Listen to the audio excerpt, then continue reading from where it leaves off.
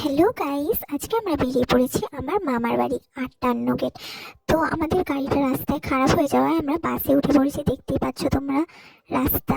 তো চলো যাই এবারে। আমাদের গন্তব্য যেহেতু অনেকটা দূরে, তো বাস পাল্টাই করে আমরা উঠে পড়েছি অটোতে। তো দেখো আমরা চলে যাচ্ছি। সবাই ক্যামেরাতে দেখলেও একজন কিন্তু ফোনেতেই ব্যস্ত, তোমরা নোটিস করলে গাইস? ফাইনালি লং জার্নির পর আমরা পৌঁছে গেছি। এবার পুচকুকে কোলে নিয়ে নেবার পালা। তো দেখো কোলে উঠে প্রচুর কান্না করছিল পুচকু। আমাদের পুচকু কিন্তু খুব ভালো গাইস। এবার ফুচকা খেয়ে নিচ্ছি। ও, ফুচকাটা কিন্তু গাইস দারুণ ছিল। এবার আমরা মেন কোর্সে চলে গেছি। তো দেখো প্রথমে দিয়ে দিল বেগুনি, বেগুনিটা খেয়ে নিল।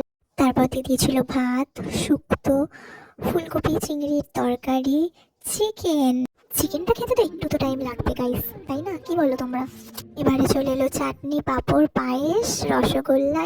খাওয়া দাওয়া ডান।